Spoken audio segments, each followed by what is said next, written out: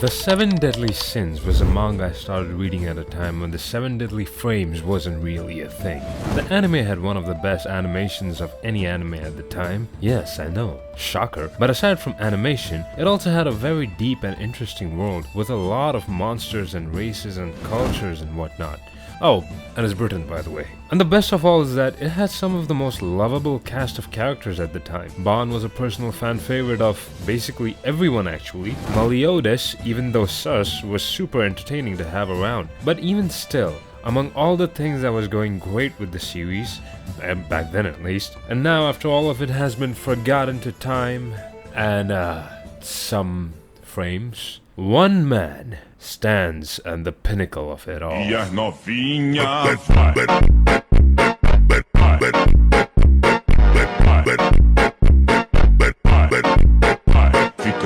The Seven Deadly Sins was like a good show before the introduction of this man, but the second Mr. Sunmight here was introduced, everyone was watching the show. It might sound strange now, but back in those days, well, where to go to show my age right there, we had a whole community of people waiting for the release of the next chapters. There were predictions, analysis, and even my personal favorites, character psychologies, specifically the ones made by my man Nux over there, someone who's, well, previous works really inspired me to post on YouTube myself. So yeah, shout out to Nux there. OP done right and No One Understands are still, to this day, some of my personal most favorite series on YouTube. But coming back to the point of the video, Escanor, the man who stands at the pinnacle of all races, was a character we meet in the second season of the show, when we see this scrawny, wimpy guy who is basically scared of apparently everything, offered shelter to Bond and Jericho. Yes, I know, right? I remember her name. Oscar, she's grooming his son now. And the immediate first impression after looking at this guy would be, well, how is this scrawny, pathetic looking guy who has no confidence in himself a part of the Sins? Some seriously strong guys. Just for him to go and immediately go prove our suspicions by getting one shot by Gallant, who, by the way, has the ability to turn people to stone if they lie, and the ability also works on himself. So if he lies himself, he turns to stone. So that means when Gallant said, what? I just kinda tapped him, he's actually telling the truth. He wasn't being douchey or anything, he was just genuinely surprised. But now, if you've seen the show, or you haven't seen the show, it doesn't really matter, because I know for a fact you've all definitely seen this scene. And boy, did this scene held the entire fandom by the balls, watching the super strong bad guy who up till this point was terrorizing everyone, even the apparently immortal guy, get absolutely flexed on by Lord Escanor over here, all the while getting shit talked to. Shame. You two are as unlucky as you are foolish, since you've come all the way to this remote tavern only to forfeit your pathetic lives. The absolute charisma and aura of this man was truly something out of this world. I still to this day have Escanor to have the best introduction in all of anime because of this scene. Okay, maybe not all of anime, but it's definitely up there since I cannot think of anything right now. So it's like, chef's kiss, dude. Oh, and now fast forward to the Esterosa fight, and yeah, you get the drill. This man walked up to the commandment of love, where if you hate this man, you are now deemed unable to move. Oh, by the way, he just killed Meliodas in front of everybody's eyes, and he goes up to his face nonchalantly, and when Esterosa is shocked as to why he's still moving, he tells him, well, why would I hate someone weaker than me? I merely pity them. He was also talking shit for the entirety of this fight too, by the way. But just from these two scenes, you can see the absolute aura of this man. It is just so cool when he goes, who decided that? Like, But now, also, in the same time, you can see, this is actually quite sad. Whereas night form and day form have a difference of night and day, yes I know, truly the peak of comedy there, ladies and gentlemen, the one way in which they are similar is his loneliness. When the Sins first meet Escanor, he's on trial for apparently beating up the Holy Knights and terrorizing the village folks, even though he was the one who was fighting off the monster terrorizing the village folks. He was also so strong that they got scared of him. But now, as he's on trial, he isn't pleading his case or anything, because the trial is being held at night. And as we know by now, we are in the presence of Small Bright right now. And this entire situation is resolved because Meliodas stepped in and recruited him after winning a bet. But the thing that stands out here is that Meliodas made Escanor understand that they are all in some way, shape, or form like him, and that he can have faith in them for the first time in his life, have friends for the first time in his life, and he can move forward in his life through their support. Yes, Meliodas did all that, and Estravosa just killed him in front of Escanor. Yet, Escanor feels no hate toward Estravosa, nor is he grieving over Meliodas. He just pities those beneath him. That's that. Where Knight Escanor lacks so much confidence in himself and thinks so lowly of himself and defaults to thinking he isn't worthy of anything, and Day Escanor immediately defaults to thinking everything is beneath him, that he still ends up away and detached from anyone and anything, to the point that you cannot even hate the person who killed your best friend, someone who got you out of the dumps at your most lowest. I find it irksome to be looked down upon by someone smaller. I'm sure you can appreciate my dilemma. But now there is an honest-to-God reason for all of this. When Escanor was a little child, he was considered a straight-up monster by everyone around him. He used to get picked on by his older brother a lot, you know, classic royalty siblings, until one day his powers awakened, and he broke his arm just because he was that strong. After which the people were so scared of him that they wanted to hunt him down. But Escanor had a loving maid who put herself in direct harm's way to save him and help him escape. Years later, he came back to see his kingdom destroyed, just a few years after he left, never knowing the fate of Rosa until he met the Sins. Due to these tragic circumstances as a kid, Escanor's ideal coping mechanism of distancing himself split into two halves. One where he believes to be undeserving of others, and one where he believes others to be undeserving of himself, in the end resulting in him being alone regardless. And one other thing I'd like to point out is the sin of pride in particular. Pride is biblically the most damning of all the sins. It led to the fall of God's most perfect angel and directly resulted in all the evil in the world. But divine angels aren't the only one affected by it. While lust is the most common of all the sins, ask the characters in the show if you'd like, and all the other sins are also quite frequent, they are also really relatable. You can always identify the rest of the sins when committed in yourself and in others, and can then, after having identified it, move forward yourself and help others. But where all the other sins are something that everyone can relate to, where pride stands out, is that by its very definition, pride believes itself to be sinless, someone flawless. It is completely unrelatable and can lead to a downward spiral from then on into all the other sins. Because of course, how could I do something wrong? And how can someone possibly help themselves or get helped by others if they don't think there is anything wrong with them in the first place? And not to mention, no one likes to be friends with a prideful person. Add to that the fact that Escanor was always ostracized for being an absolute unit and people were always jealous of him, and well, Escanor knew that, giving even more fuel to his pride.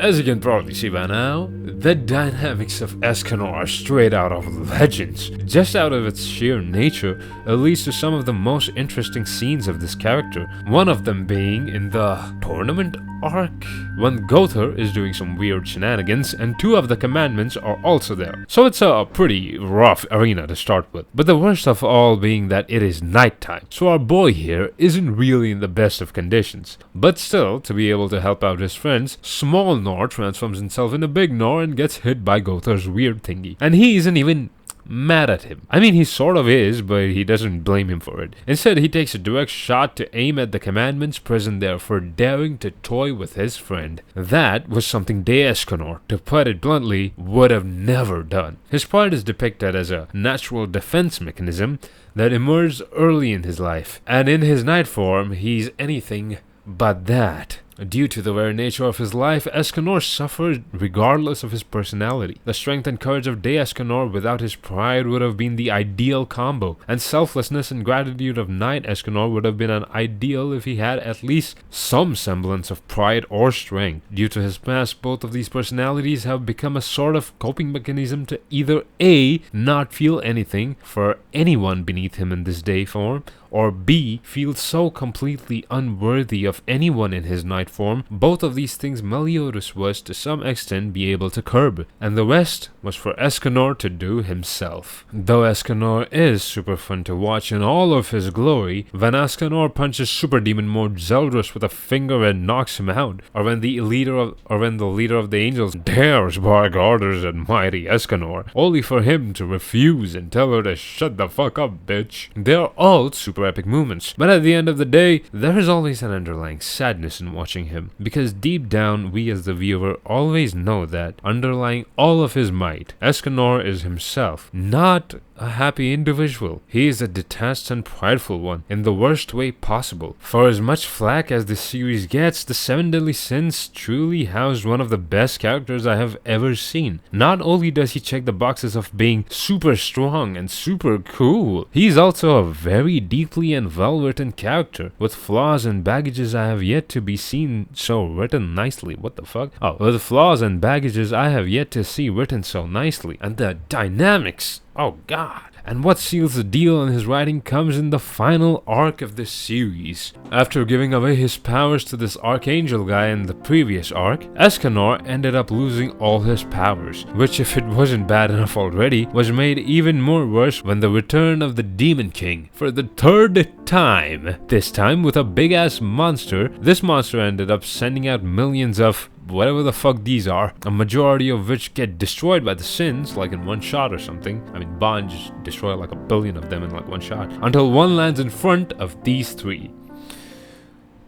Yeah, just forget about them at this point. They get absolutely destroyed, but coming from behind to save them appears Day Escanor. The only caveat being, he's small, and funnily enough, weaker than those knights who just got one-shotted. Escanor gets beaten to a bloody mess by that thing. In the anime, he's at least a bloody mess. In the manga, it's even more worse, to the point that he loses his limbs and stuff. His tiny sword and shield were, to put it frankly, completely useless, but he stood there as a human shield to protect the ones behind him so that they can combine their powers to maybe defeat the monster. But above all else, scrawny Escanor stood there, without his cruel son and big muscles, without his strength and weapon, out of sheer pride in the kingdom he's a part of. Proud of who he is, and most of all, proud of being the lion's sin of pride of the 7 deadly sins. 僕は7つの大罪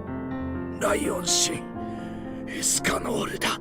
Fast forward a couple of chapters, and Angel Dude gives Escanor his powers to go and fight the Demon King with the others, cause the angel is pretty scared himself. And the moment this guy enters, he immediately starts reciting a poem after blocking the Demon King's sword with his bare hand, literally telling the sins in the next panel, the damage I will sustain is nothing compared to what we are going to do to this guy. What a mad lad. And in the battle, time hits high noon, i.e. the one is out. He orders the rest of his sins to step back and goes blow for blow with the Demon King for a full minute.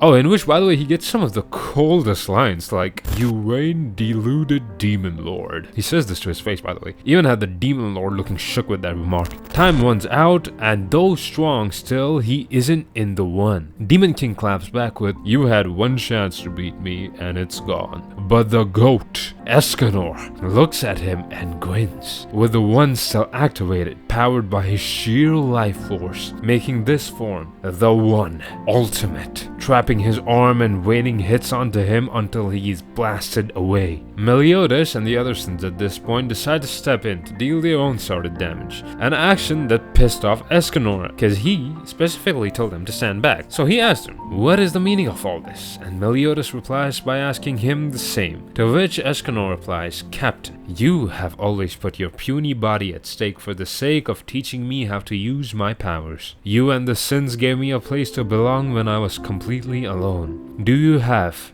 any idea how happy that made me? And for the first time in his life, as he once again jumps forward by himself, burning through his life to be the strongest, Escanor speaks of the promise he made to himself after the day Meliodas won their little squabble, that this life that he had once abandoned, he has now devoted to sacrificing for his friends. Only, he is immediately followed by those very same friends as they charge alongside with him, saying, "If you are going to sacrifice your life for our sake, it is only fair that we do the same." Escanor, you are not alone anymore.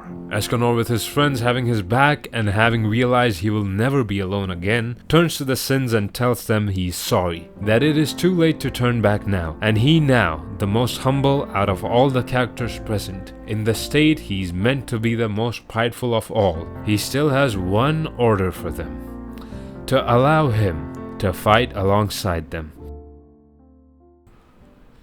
I hope you enjoyed the video, guys, and please like and subscribe because it really helps me out and gives me the motivation I need to actually continue doing what I want. I've always loved Escanor as a character from the moment I saw him to the moment I won't again. He was a complete joy to have on screen, and I love the 7 deadly sins too. So let me know if you like more in-depth breakdown of some of those characters. Let me know all of that in the comments down below. Anyways, that'll be all for now, and I hope to see you all in the next one. Peace. God bless you.